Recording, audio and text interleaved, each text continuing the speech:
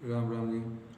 तो दोस्तों, आज एक प्रसंग सुनाने जा रहा हूँ नारद जी का, कि जब श्री कृष्ण भगवान ने नारद जी की शादी करवा दी तो हुआ ऐसे कि श्री नारद जी एक बार सोच रहे थे कि माया होती क्या है। जैसे वेद शास्त्रों में माया का वर्णन अनिर्वचनीय के रूप में आता है। अनिर्वचनीय का अर्थ ये है कि जिसके बारे में पूरा पूरा ये कहना कठिन हो कि ये है या नहीं है।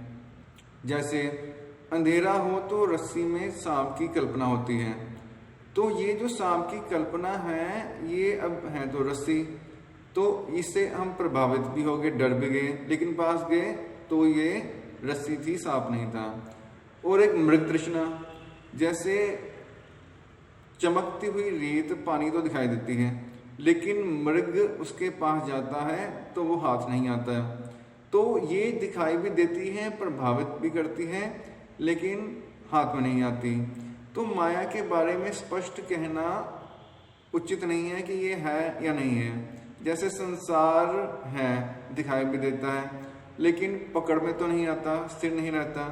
ये शरीर भी स्थिर नहीं रहता। जैसे बचपन है, जवानी है, बुढ़ापा है, तो ये जब शरीर ही स्थिर नहीं है तो संसार में और क्या स्थिर होगा। तो ये सब चीज़ें प्रभावित तो करती हैं, दिखाई भी देती हैं, लेकिन हाथ में नहीं आती। माया भी उसे ही कहते हैं। जैसे हमको लगता है कि ये स्वाद में सुख है या अच्छे दृश्य देखने में सुख है, तो जो स्वाद है प्रभावित भी करते हैं। मान लीजिए कि हमने रसगुल्ले खाने का मन बनाया, तो दुकान में चले गए, एक खाया, दो खाए, तीन खाए, मन भर गया। अब सुबह से सोच रहे थे यार खाएंगे रसगुल्ला, खाएंगे, तीन खा लिए, रसगुल्ले सामने चार और पड़े हैं। दोस्त बोलता है कि यार ये भी खाने हैं, तूने खाने हैं, मेरा जन्मदिन है इसलिए खाने हैं।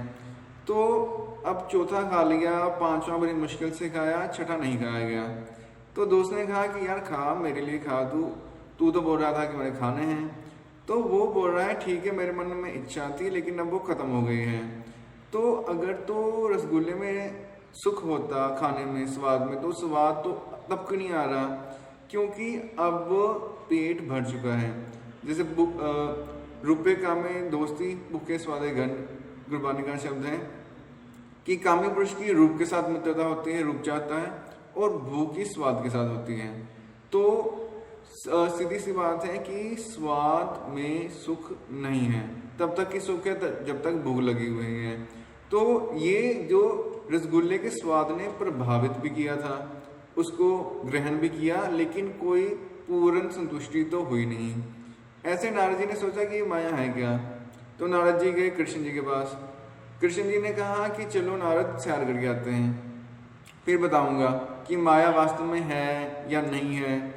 जैसे ये संसार भी है, तो बिग बैंग थ्योरी कहती है कि बहुत बड़ा धमाका हुआ तब संसार निर्मित हुआ। संत जन कहते हैं कि ओम का उच्चारण हुआ और परमात्मा के मन में इच्छा आई कि लीला करते हैं, तब संसार उत्पन्न हुआ। और बाद में ये जो सूर्य है, जिसके इर्द गिर्द नवग्रह परिक्रमा करते हैं, ये भी एक दिन समाप्त हो जाएगा। कुछ अरब साल बाद सूर्य भी नहीं रहेगा। तो सूर्य के कारण ही गुरुत्वाकर्षण बल बना हुआ है। ये जो ग्रह स्थिर हैं तो वो समाप्त हो जाएगा, तो ये ग्रह नक्षत्र तारे सब खत्म हो जाएंगे। तो पहले भी संसार नहीं था, बाद में भी नहीं रहेगा। ये जो बीच में दिखाई दे रहा है, ये भी दिखाई दे रहा है, प्रभावित कर रहा है, लेकिन ये भी परिवर्तनशील है, नित्य परिवर्तन हो रहा है। तो नारद जी ने कहा कि ये माया है क्या, मुझे बताओ। तो जब घूम रहे थे तो श्री कृष्ण थके बैठ गए वृक्ष के नीचे। श्री कृष्ण ने कहा नारद जी, पास में कुआं दिखाई दे रहा है, जाओ पानी ले आओ। तो नारद जी चले गए। तो जब नारद जी कुएं के पास पहुंचे तो श्री कृष्ण ने माया की रचना कर दी। तो एक राजकुमारी वहां पे पानी भरने आई थी। राजकुमारी को देख के नारद जी सब कुछ भूल गए। तो बहुत विस्मित हुए कि इतनी सुंदर राजकुमारी है, तो इनके पिता से मिला जाए। तो उनके पिता से मिलने चले गए। तो वो भी माया के राज्य बना दिया था, माया का पिता बना दिया था। तो उन्होंने कहा कि नारद जी आइए आइए, हम तो बड़े भाग्यशाली हैं कि आपके दर्शन हुए। तो नारद जी ने कहा कि हाँ, मैं भी घूमने आया हुआ था। वो यही भूल गए कि वो श्री कृष्ण के लिए जल लेने गए थे। उन्होंने कहा कि मेरा विचार शादी करने का हो रहा है। तो राजा ने कहा बहुत अच्छी बात है। तो नारद जी ने कहा तो आपकी बेटी से मैं शादी करूंगा।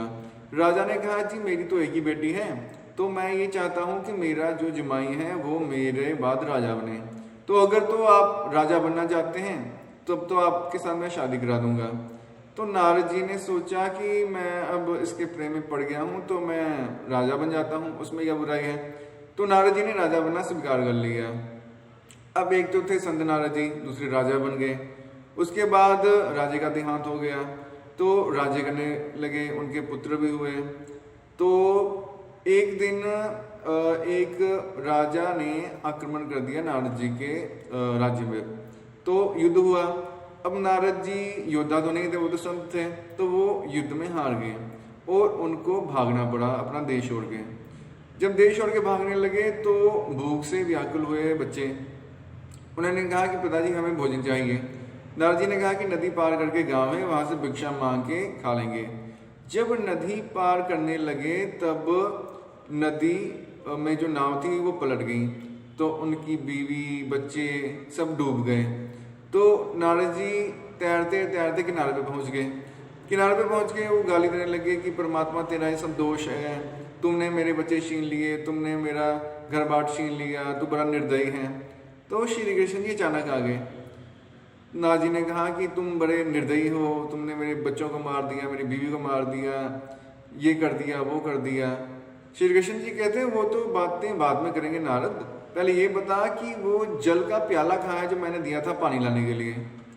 तब नारद जी को स्मरण आया कि वो तो नारद मुनि हैं, साक्षात भक्ति के अवतार, और ये सब क्या था। तब उनको स्मरण आया कि ये सब तो वास्तव में था ही नहीं। श्री कृष्ण ने कहा यही माया है नारद, कि जो चीज हमारे पास भी होती है हमें प्रभावित भी करती है परंतु हमारे हाथ में नहीं आती, हमारे हाथ से रेत की तरह निकल जाती है, वही माया है। इसलिए माया से बच के परमात्मा की तरफ ध्यान लगाना चाहिए जो स्थिर है। जो संसार है वो तो स्थिर है ही नहीं, कोई भी वस्तु स्थिर नहीं है, सब परिवर्तनशील है, परिवर्तन ही सृष्टि का नियम है। तो जो अपरिवर्तनीय है ये शरीर भी है, तो इसका धर्म है मरना बूढ़ा होना, लेकिन आत्मा में ना बुढ़ापा है ना मौत है। जब कोई मुर्दा पड़ा होता है हम कहते हैं जी वो भाई साहब चले गए, उनकी डेड बॉडी सामने पड़ी होती है, शरीर तो पड़ा हुआ है, वो चला कौन गया, ये तो आम बोलचाल की भाषा है ही है। वो चला गया जो जीवात्मा थी वो चली गई, जो इसको चेतन कर रही थी। ये तो शरीर मिट्टी है, जैसे वस्त्र है, वस्त्र में अब किसी ने कमीज पहनी हुई है, मैं चूंटी काटूंगा उस कमीज को तो उस पर्सन को दर्द होगी, लेकिन कमीज उसने रख दी कहीं पे। अब मैं उस कमीज को चूंटी काटता हूं तो उस पर्सन को दर्द नहीं होगी क्योंकि वो कमीज उसने त्याग दी। वैसे ये शरीर है, अगर तो जरा सी तीली की चिंगारी लग जाए हाथ में तो चीख निकल जाती है। जब मुर्दे को जलाते हैं तब तो वो बोलता नहीं, क्यों नहीं बोलता कि जो जीव आत्मा थी वो चली गई, वही शाश्वत है। ये बचपन जवानी बुढ़ापा ये शाश्वत नहीं है, परिवर्तनशील है। इसलिए शरीर के साथ मोह लगाने की बजाय परमात्मा के साथ मोह लगाइए, अच्छे कर्मों के साथ लगाइए। अच्छे कर्मों की कमाई हमेशा ही साथ जाती है, जो बाकी धन संपदा है वो यहीं रह जाएगी। तो जो चीज हमारे साथ जाने वाली है, हमेशा हमारे पास रहने वाली है, उसको कमाने की तरफ भी थोड़ा ध्यान देना चाहिए। जैसे दसवंध है, अपनी कमाई का 10वां हिस्सा या अपने पूरे दिन का 10वां हिस्सा परमात्मा के भजन में लगाना चाहिए। कमाई का 10वां हिस्सा गरीबों की सहायता में लगाना चाहिए। तो कई बाबा जी बोलते हैं जी हमारे अकाउंट में पैसे ट्रांसफर कर दो, कृपा नहीं शुरू हो जाएगी, या एक कृपा वाले आपको पता ही है कि समोसे के साथ हरी चटनी खाओ तो कृपा नहीं शुरू हो जाएगी। तो कृपा है क्या? कृपा तो है सुख मिलेगा। सुख कैसे मिलेगा? बीज है पाप और पुण्य। पाप करोगे, किसी का हक मारोगे, किसी का मन दुखाओगे, पाप है, उससे दुख मिलेगा। किसी की हेल्प करोगे, किसी गरीब को भोजन दोगे, किसी गरीब के घर में राशन डालोगे, या किसी का कोई काम संवार दोगे, किसी बेरोजगार को रोजगार दे दोगे, तो ये किसी की छत जो टूटी हुई है उसकी छत बनवा दोगे, तो ये पुण्य है। इससे कृपा आनी शुरू होगी, इससे सुख मिलेगा। अगर पुण्य करोगे तो कृपा आएगी। बाकी ये बेकार की बातें, ये गोलगप्पे खा लो या चटनी बदल के खा लो, उससे कुछ नहीं हासिल होगा। ये बकवास की बातें हैं। और लोग क्या कहते हैं कि लोग चाहते हैं कि हम अच्छा कर्म कोई ना करें लेकिन हमें सुख मिलता रहे, तो वो ऐसे बाबाओं के चक्कर में पड़ जाते हैं और फॉलोअर बन जाते हैं, तो वो भी ठगते हैं उनको। एक दो तो मेरे नॉन पर्सन ही हैं कि जो ऐसे बाबाओं के चक्कर में पड़े हुए हैं, लेकिन जितना मर्जी समझा लो समझते नहीं हैं। तो लूटने वाले तो बैठे हुए हैं आपको लूटने के लिए। ये तो आपके ऊपर है ना कि आप कितने सावधान हो।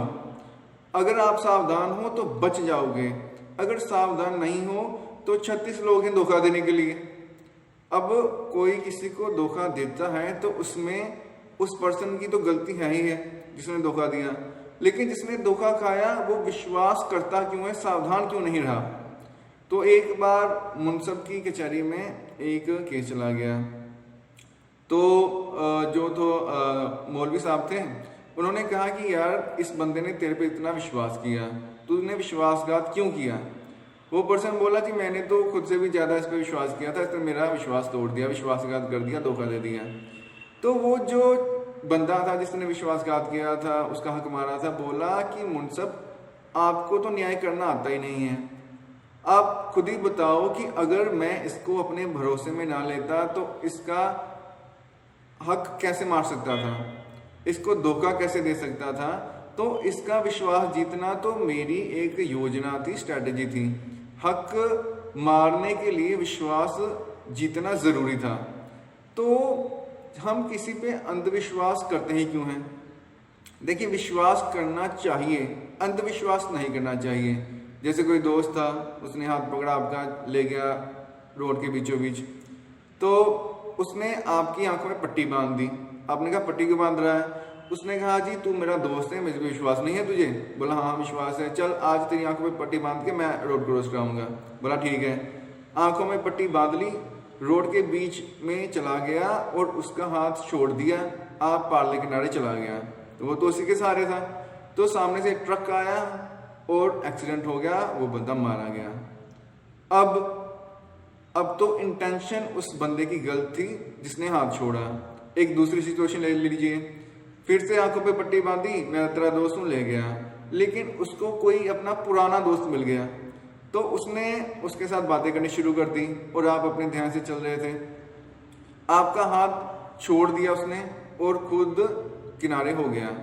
तो गलती से हाथ छूट गया, तब भी आगे से ट्रक आया और एक्सीडेंट हो गया।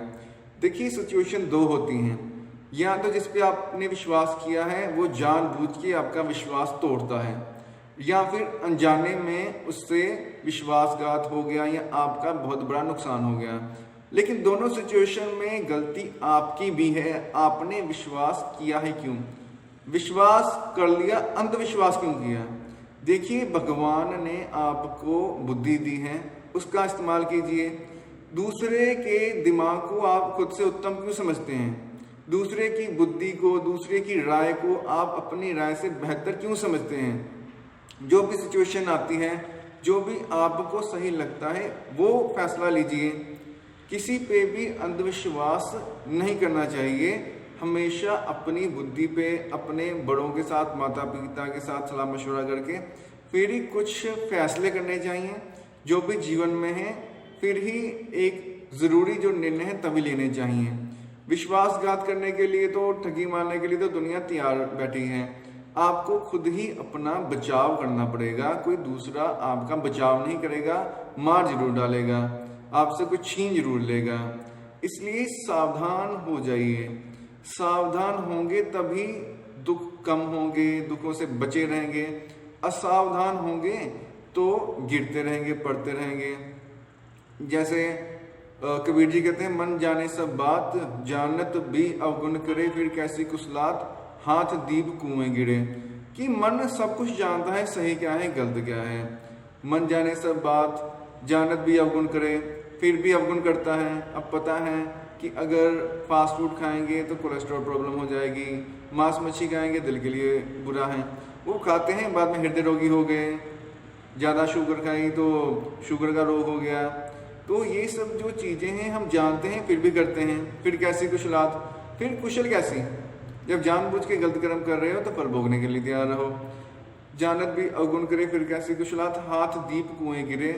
हाथ दीप कुएं गिरे का क्या मतलब है? बड़ा ही प्यारा श्लोक है गुरबानी का कि बुद्धि परमात्मा ने आपको दी है, दीपक है, उसका इस्तेमाल करके आप सही कर्म कीजिए, उसका इस्तेमाल करके सही रास्ते पे जाइए, रास्ता दिखाने के लिए है। हाथ में दीपक है फिर भी अगर कुएं में गिर पड़े हो तो गलती आपकी है, परमात्मा की नहीं है। फिर परमात्मा को दोष मत दो, ये भगवान तूने ये क्या कर दिया मेरे साथ, ऐसा नहीं होना चाहिए था। फिर दोष आपका है, परमात्मा का नहीं है।